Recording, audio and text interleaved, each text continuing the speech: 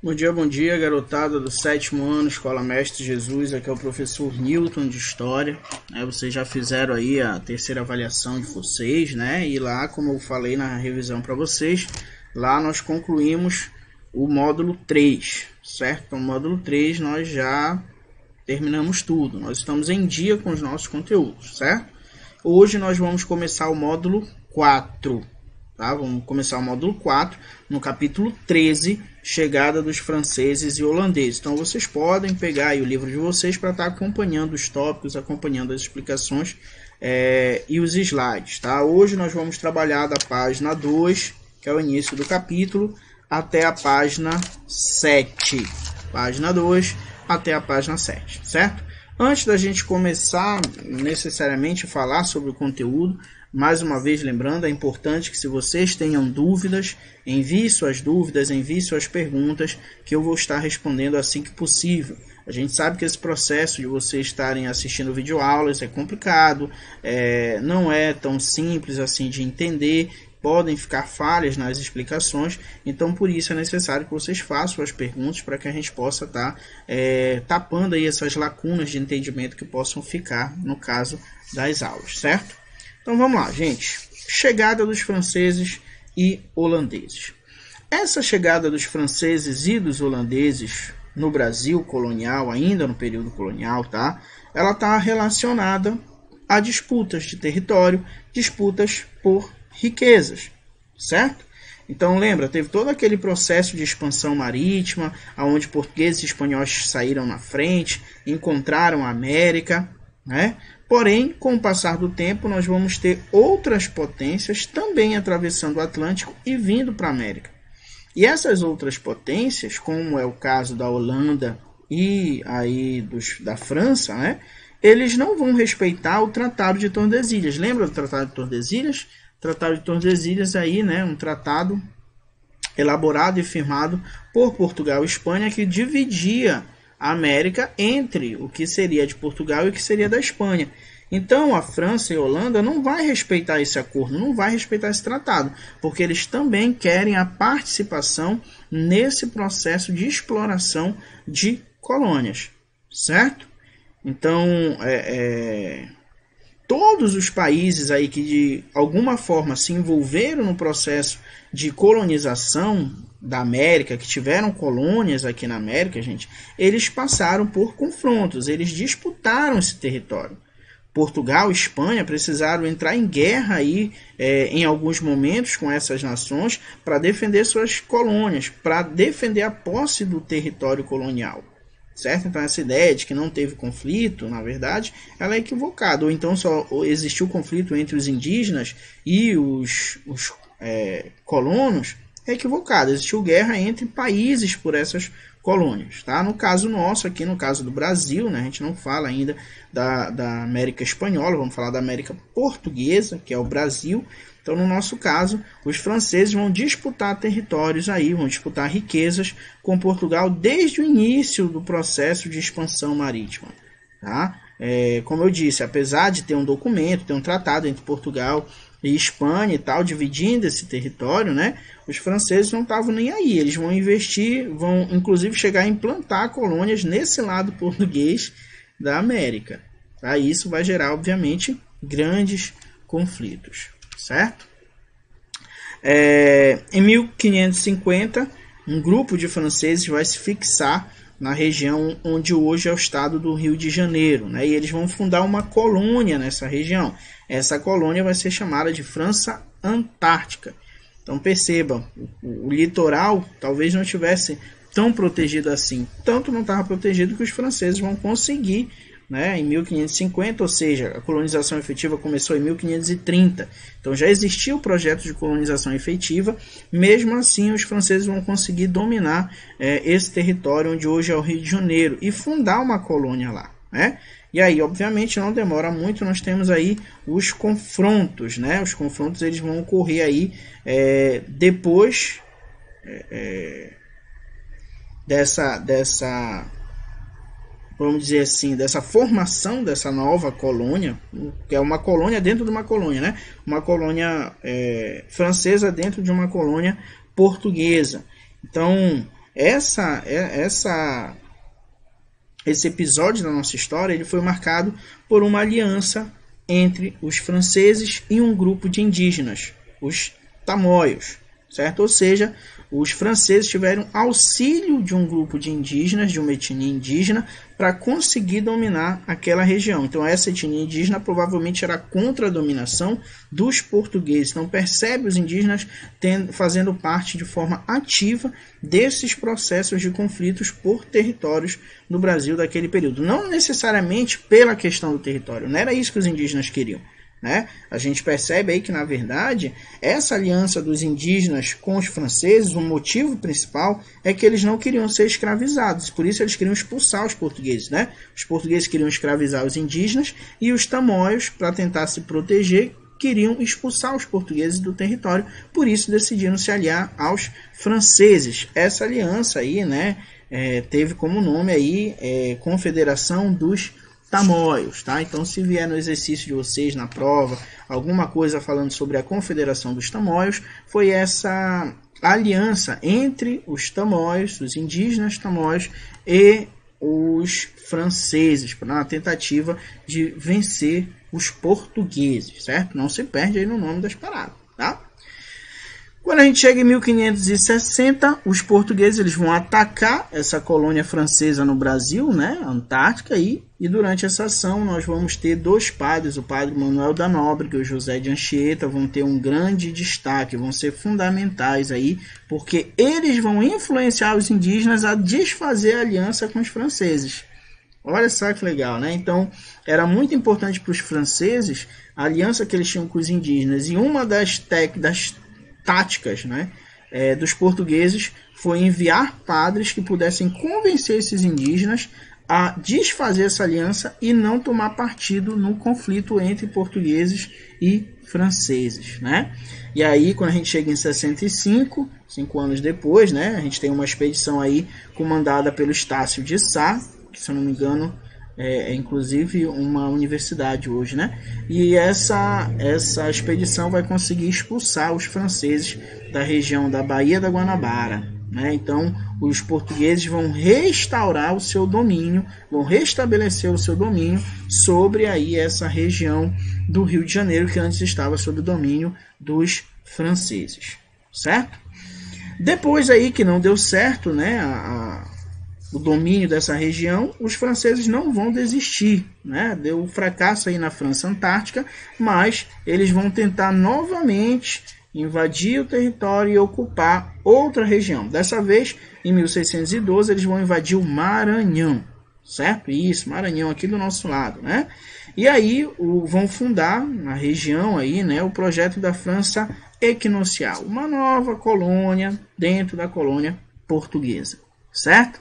E aí, nesse processo, eles vão manter relações amistosas com os indígenas Tupinambá, né? A ideia deles aí é justamente se unir aos povos nativos como uma forma de aumentar a sua força para se contrapor aos portugueses, né? Então, no litoral aí do Maranhão, né, essa região acabava sendo uma região estratégica para os franceses, porque ali eles conseguiam interceptar navios espanhóis que vinham carregados de metais, e aí eles roubavam, furtavam essa mercadoria. Então, ou seja, os navios espanhóis saíam da América Espanhola, tinham que passar por essa região, aí próximo ao litoral maranhense, e aí os franceses iam lá e roubavam os metais preciosos que teriam destino à Espanha, né?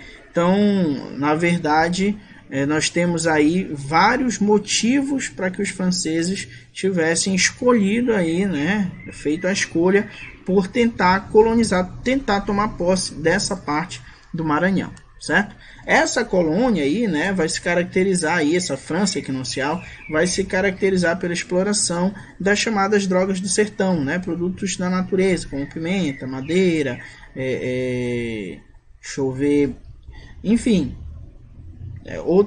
a própria canela, né, outros produtos característicos dessa região. Tá? Outra coisa importante também, tá, é que os indígenas vão ensinar eles sobre a geografia da região, os indígenas vão ensinar, vão mostrar para eles os produtos, vão ensinar várias coisas para esses franceses, para que eles pudessem fazer uma exploração de uma forma um pouco mais efetiva, tá? E aí outra coisa interessante também, tá, é que os franceses é que foram os responsáveis aí pela fundação de São Luís, que hoje é a capital do Maranhão, né? No caso aí uma homenagem ao rei da França, Luís XIII, certo? Em 1615 a coroa portuguesa vai organizar novamente uma reação e consegue expulsar aí os franceses dessa região, certo? Ainda não é o exercício, vamos concluir nossa aula de hoje, vamos falar sobre a Holanda, tá? Holandeses no Brasil colonial. Gente, os holandeses aí tem uma característica muito importante para a gente entender a história do Brasil, a história de Portugal também, tá?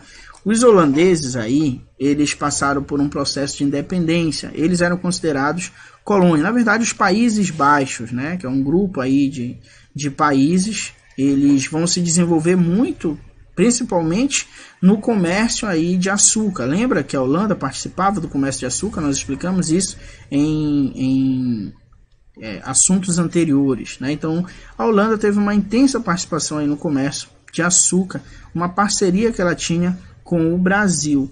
E aí acontece que em 1581 os holandeses vão se declarar independentes, né?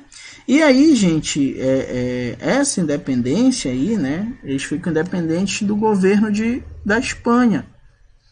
E por obra do destino, nesse período, Portugal e Espanha viviam o que a gente chamou de União Ibérica.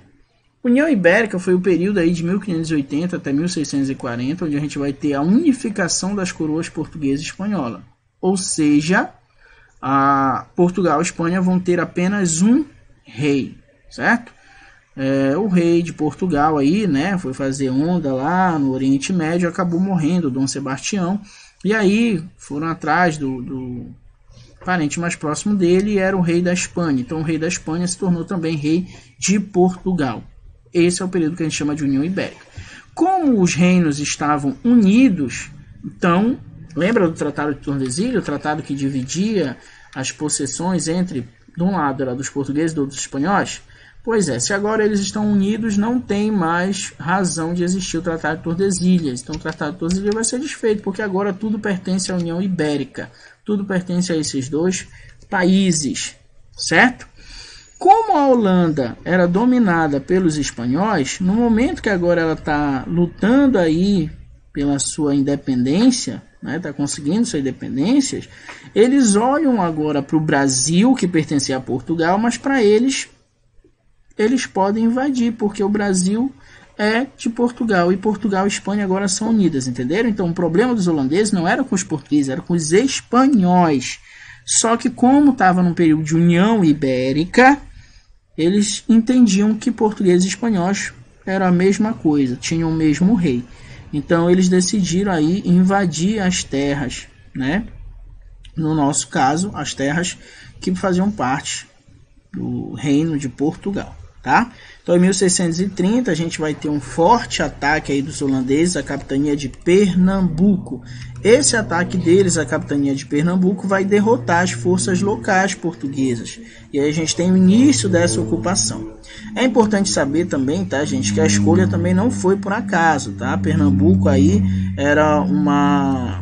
se caracterizava como sendo muito próspera, era uma grande produtora de açúcar, uma região açucareira, tá? E uma região também que ali na localização que ela estava, ela tinha uma relação mais próxima com a Europa e com a África, que era de onde vinha a mão de obra. Então, no caso, eles escolheram Pernambuco como sendo aí um local, uma província onde eles poderiam uma capitania, desculpa, né? Província depois. Uma capitania onde eles poderiam aí ganhar lucro. Por isso escolheram Pernambuco, tá? Foi extremamente violenta essa invasão aí dos holandeses, tanto que nós vamos ter muitos engenhos da região destruídos, muitas pessoas vão abandonar os seus engenhos, a população estava assustada com esse clima de guerra, então agora, lembra, o objetivo deles era ocupar e ter lucro. Então, engenhos destruídos, população acuada, isso não vai gerar lucro para eles. Então, eles precisavam promover aí uma mudança para que a economia voltasse a funcionar, voltasse a crescer e eles pudessem colher aí as vitórias, o lucro desse processo. E aí aparece a figura do Maurício de Nassau, né? Ele foi determinante aí nesse processo, porque é atribuído a ele todo o planejamento econômico no cuidar aí da capitania de Pernambuco naquele período sob a dominação holandesa. Tá? Então, por exemplo, ele vai mandar vender a crédito os engenhos que foram abandonados, ou seja, você não precisava ter você sabe que precisava de uma grande quantidade de dinheiro para comprar um engenho, né? Ele passou a vender a crédito, ele parcelava aí, né? Esses engenhos aí que foram abandonados e que os donos tinham fugido da região. Ele vai fornecer crédito para compra de equipamento, ou seja, ele vai emprestar dinheiro. Ah, mas eu não tenho dinheiro para comprar, tudo bem, eu parcelo. Ah, eu não tenho dinheiro para comprar equipamento, tudo bem, eu te empresto o dinheiro. Né? Por isso ele vai financiar. No caso aí a ideia era, de fato, promover uma maior movimentação da economia. Né? Vai inclusive dominar aí regiões que enviavam escravos, né? Regiões na África, tudo mais. Como ele precisava se promover enquanto aí um amigo da população daquela capitania, né? Ele também vai ser muito generoso, vai conceder liberdade de religião, vai ser tolerante com os católicos e tudo mais, né? Com a ideia de ganhar popularidade, certo? Então os holandeses, diferente dos franceses, os holandeses eles conseguem consolidar o domínio deles sobre a região, né? Eles começam a construir, inclusive, estruturas que pudessem administrar essas colônias, inclusive estruturas para proteger elas de ataques que pudessem vir aí dos portugueses, certo? Então, queridos, o desenvolvimento da produção aí de açúcar, o fornecimento de mão de obra para trabalhar nos engenhos dos escravizados, no caso, né? Tudo isso foi financiado pela chamada Companhia das Índias Ocidentais, tá? Que era uma empresa holandesa responsável por esse desenvolvimento econômico. Tá? Os donos aí dos engenhos vão passar a depender dos holandeses para obter mão de obra, para conseguir escravizados, para conseguir empréstimos. Né? Então, todas essas medidas aí do Maurício de Nassau vão contribuir para que a população, com o passar do tempo, passasse a não fazer oposição aos holandeses, ou seja, aceitassem o domínio holandês. Então, olha como ele foi esperto aí nesse processo, certo? Queridos, por hoje é isso que nós tínhamos para conversar. Deem uma olhada no exercício de vocês, página 3 e 5. Qualquer dúvida podem perguntar, leiam. Lembrando que a nossa aula de hoje está da página 2 até a página 7. Fiquem com Deus e até a próxima aula.